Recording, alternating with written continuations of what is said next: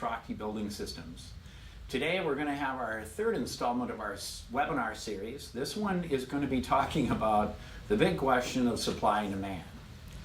I've already done two of them you can look up. One was about how to get into the business of self-storage, and the other one was how to find land.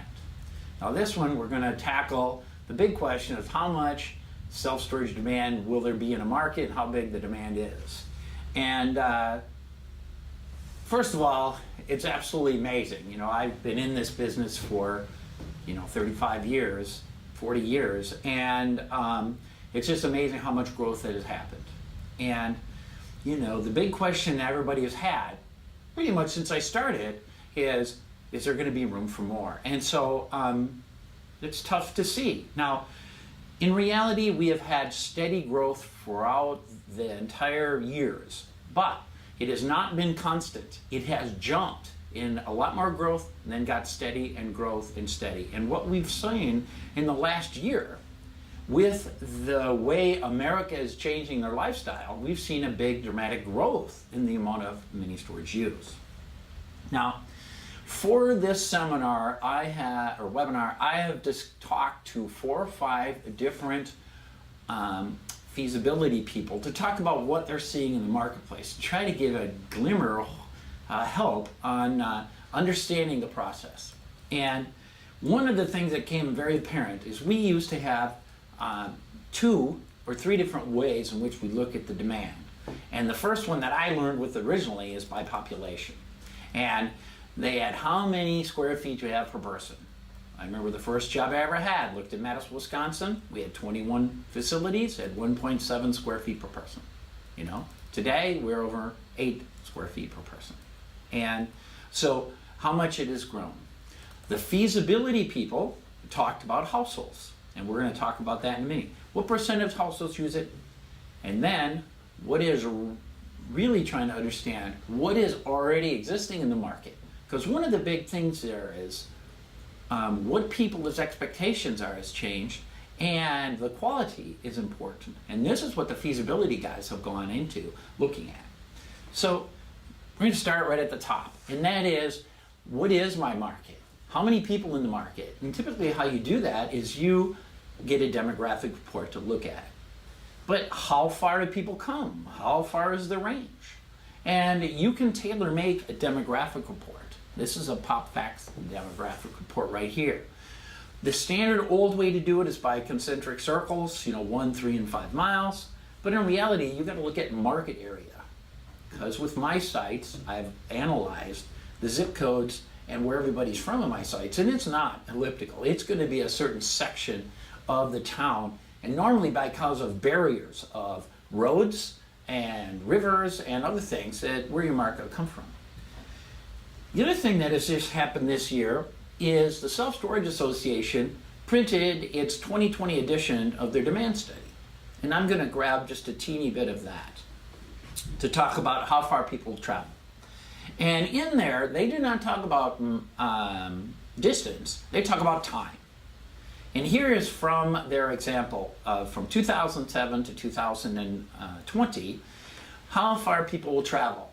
And I've also added what age the people are, which is the most important section. My age, I'm the baby boomers. They want to travel very close.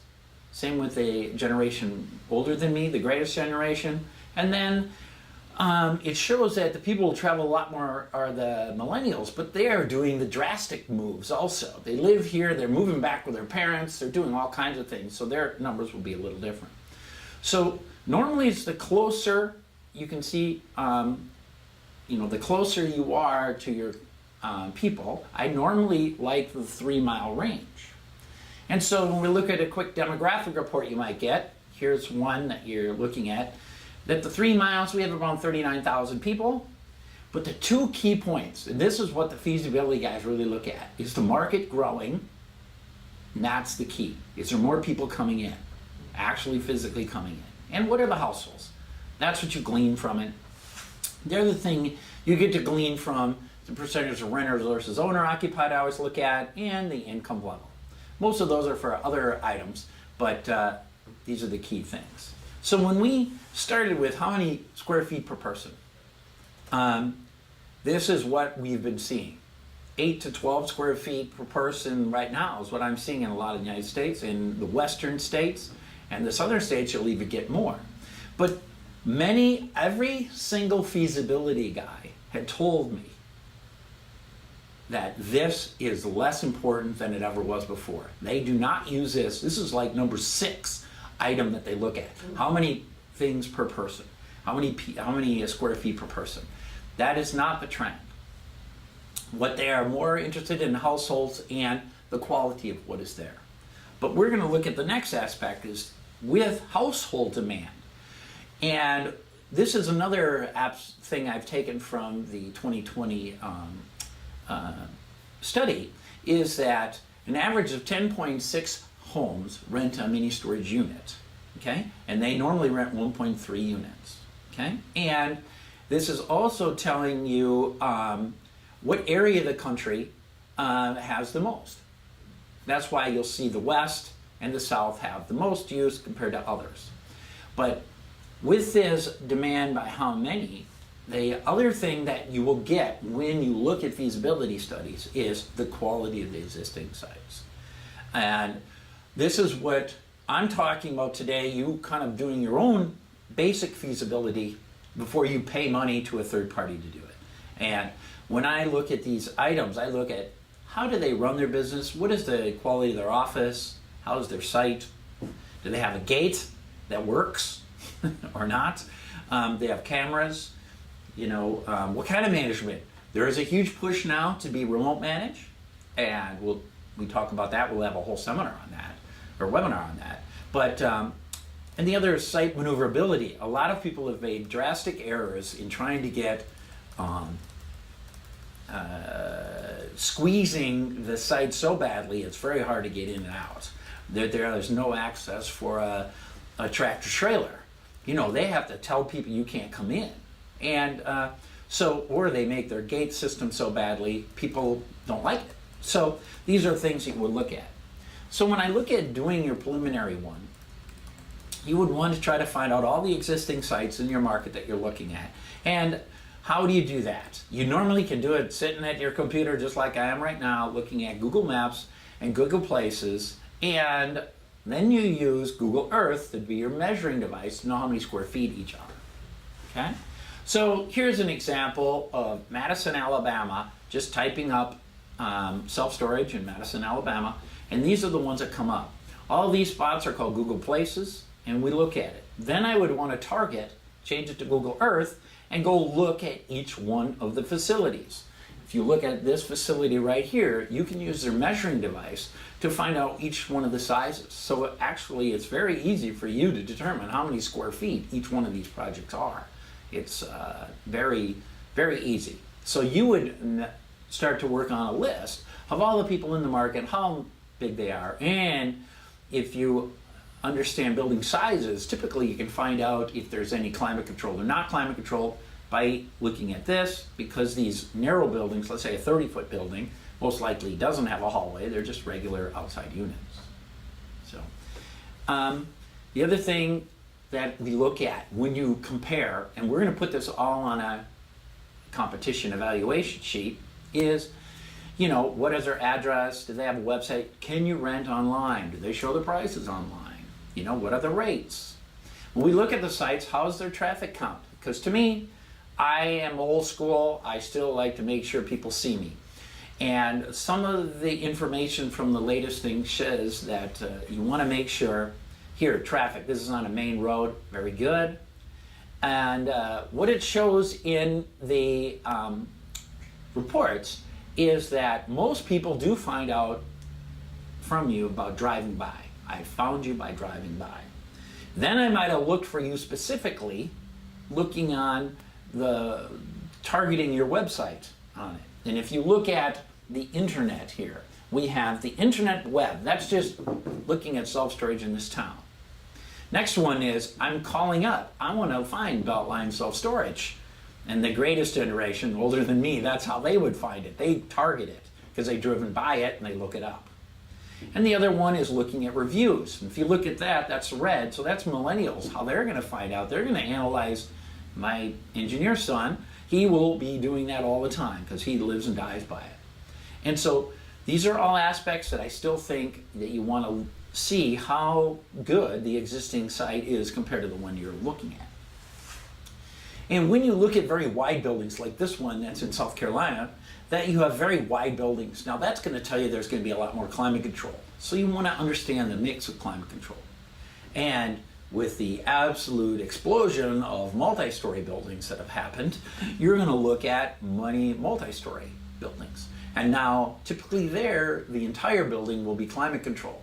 If you look, like this site right here doesn't have any climate control, with outside access. That's what you see, but when you look in the back, it will have some. Now those will be premium units that'll be outside access climate control.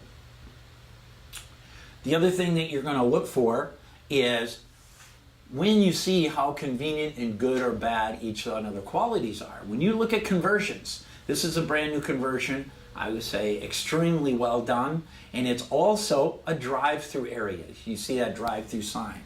So what that's also doing is making sure, to me this is an A site because it's doing that. So that has to be considered high quality.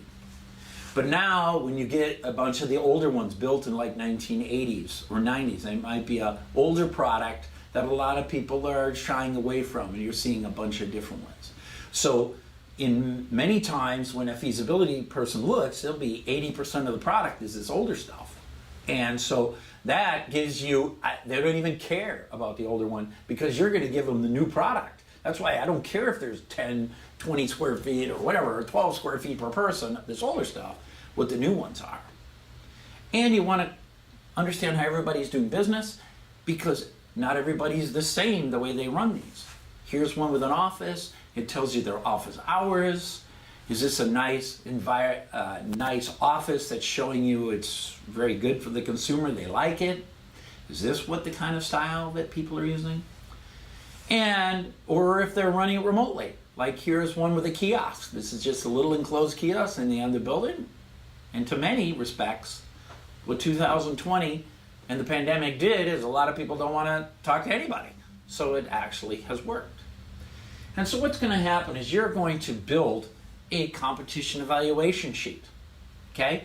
Now this you might not be able to read this exactly, but it's showing each one of the sites with a whole bunch of questions that you determine how they do business, where they stand, and what each one of you can easily do is find out how many square feet per person. But again, as I told you, that doesn't help you that much. It tells you the quality. And here, now if you can read through each one of them, there was actually a number of projects, more than this, that were in the market. So here, we had 39,500 people, 3 market radius.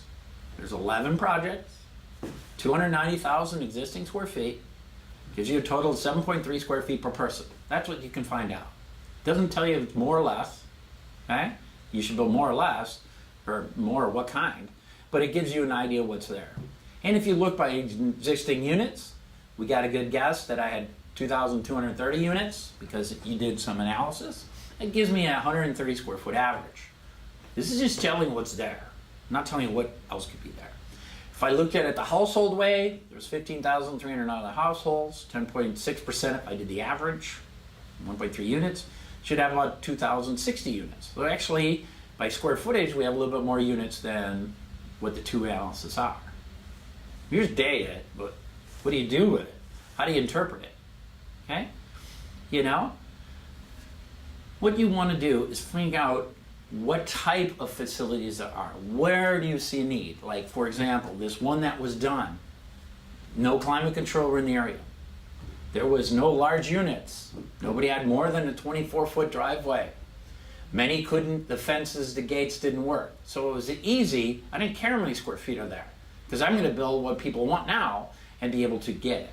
And so that's why, that's what you should be really looking at. And the market is growing. So the market is growing, it leaves you a lot of opportunity. To me, you know, the market's growing is the number one driver. The next number one driver is making sure how full everyone else is. So you have to understand the occupancy. And lastly, and almost as important, if not more important, rental rates, to see if you're ready to move forward or not. 2 out of the feasibility guy says this is like the key part. And I'll talk a little bit about that soon. So let's start with occupancy, okay? How do I determine how full all these facilities are? You know, you try to, if there's no gate, you can just drive in and see if you could rent a unit or just ask the manager how full you are. But a lot of times you can get a lot of information just looking at a website. Here is this current website. It shows like this 10 by 5 by 10 climate control. Please call the office. That means that there isn't only one available or none available. So you kind of know which units they have and which ones they don't, which ones are available.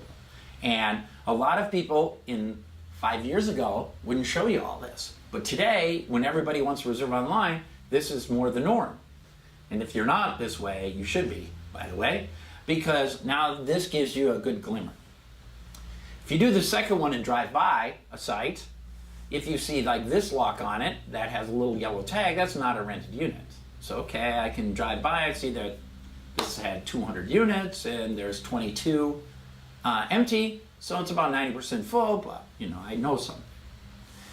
If we do see a lock on it, it's rented, or a red lock, they owe money, very typical. And so you can get an idea. If just a red lock alone, they might be waiting for auction because their lock was already cut off. Now the market rates. This is big because what's brought up all the time. Everyone near me is full. It is so full. That's great. Yes, probably room for more. But what is the rental rate? Because if the rental rates are so inexpensive, and many areas are, what happens is it might be a great place to build, but I'm not sure you can make money at it. So let's look at this example. Here is a high rate, okay, where I get an average. If you look at, I normally take the difference between a 10 by 10 and a 10 by 15. So in this situation, it's at $10.32 a square foot for non-climate and $13.92 for climate. So in this situation, this town has a very high demand and you get a really good gap between climate and non-climate. There is a big price difference. And so this is a good area in which to try to build into because it has a high rate, looks good, and if you can tell which ones are full and not full, it's giving you everything here on this particular site. Now, here's a different example of one. Here is two things that they show you. Here's this average, it's $979 and $940 for interior. They have a difference of an outside access compared to an inside hallway. They do 2 different prices, and they're non-climate control, okay? And a lot of times they show discounts. First month free, half off first month. You see both of them here. And they normally have an algorithm on these sites. If you have more than 5 units, you will give first month free. If you have from 2 to 5, you give half off first month. 2 or less, you might there is no discount. It's just the price, okay? Like the ones above, you just got to pay. The 5 by 5 and 5 by 10, because this site doesn't have many. So that is also, and this little column they have here, it's how easy it is to get to is important because the customers are watching this to make sure. And what happens when you see, for example, what do you see with this rate?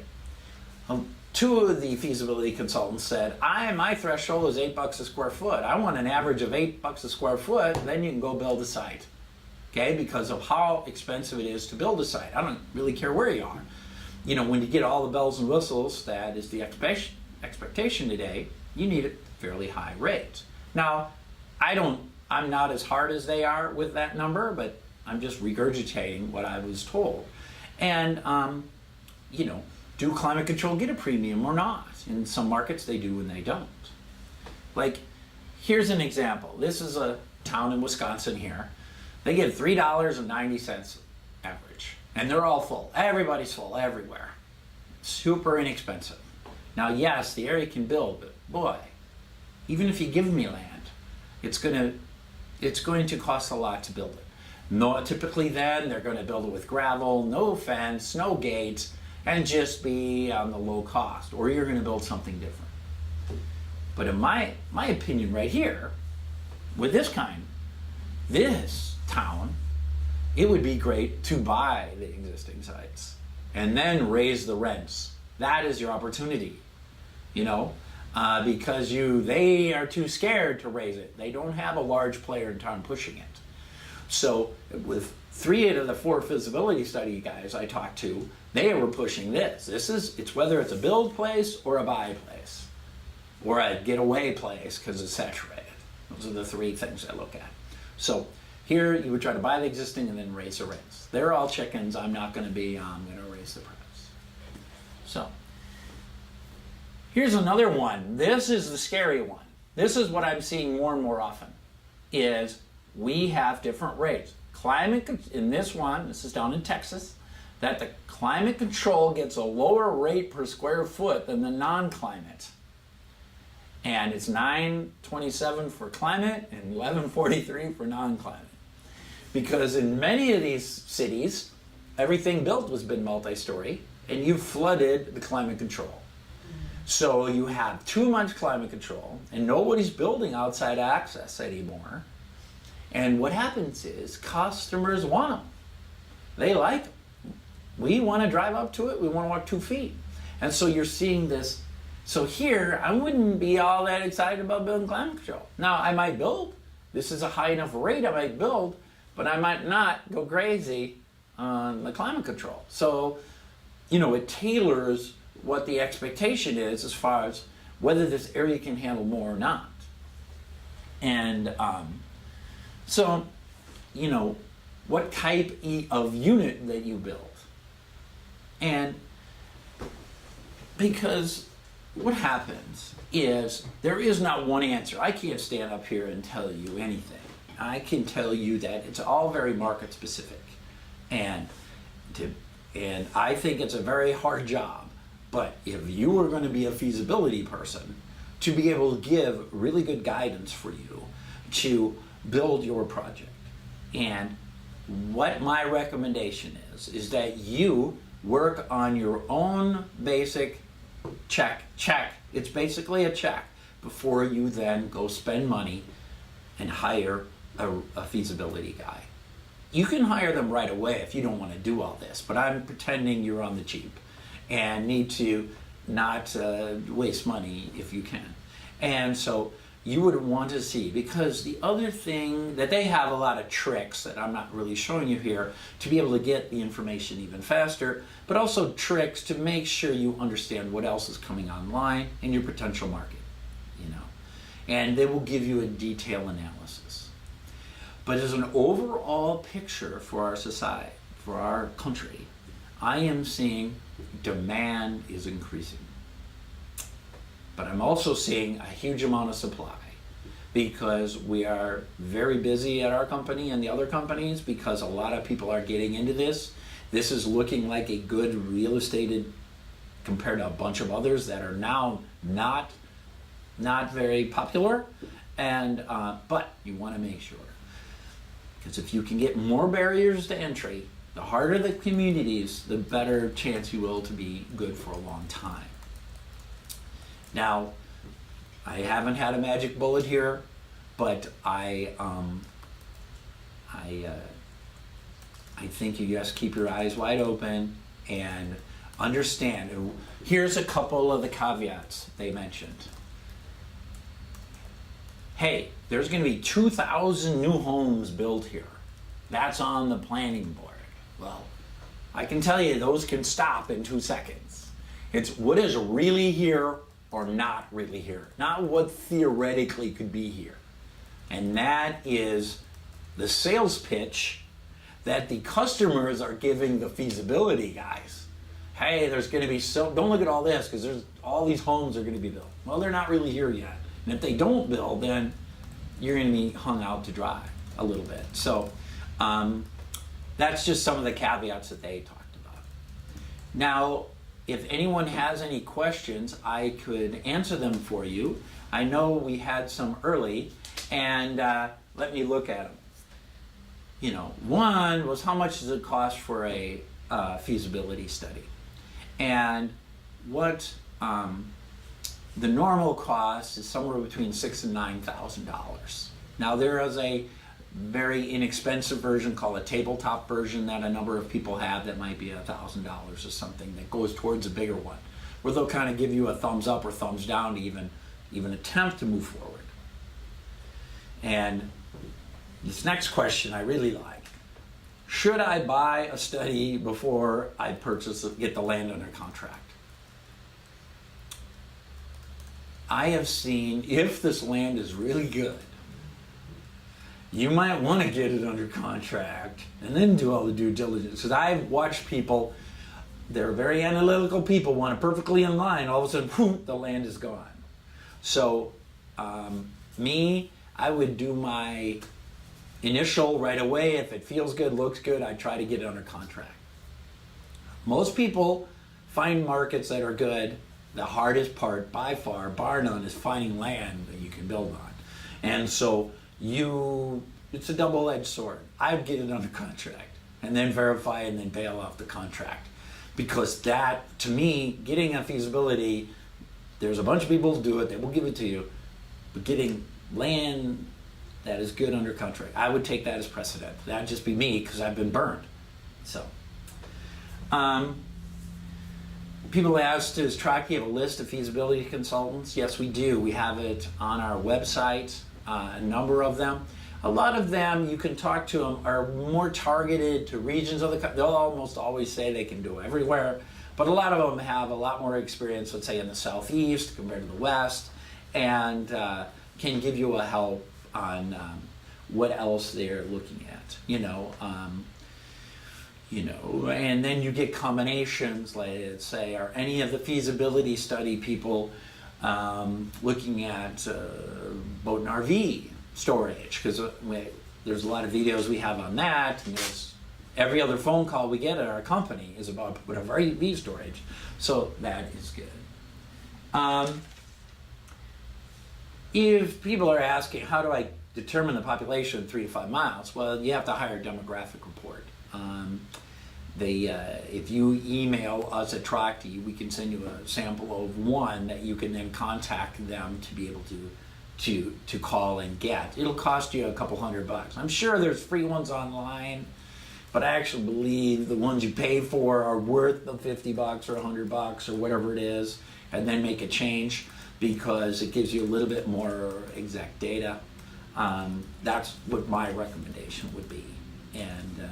But that's pretty straight. And I've seen variations between some that they pay for compared to a free one. Now, they should theoretically all be over the census data, but that would be good. As far as when you would see a market being bad, I didn't really say that. When you see something as far as occupancy, when you see something that's 3 or 4 years old and it looks really nice and it's only a 50% occupancy, wow, that's scary.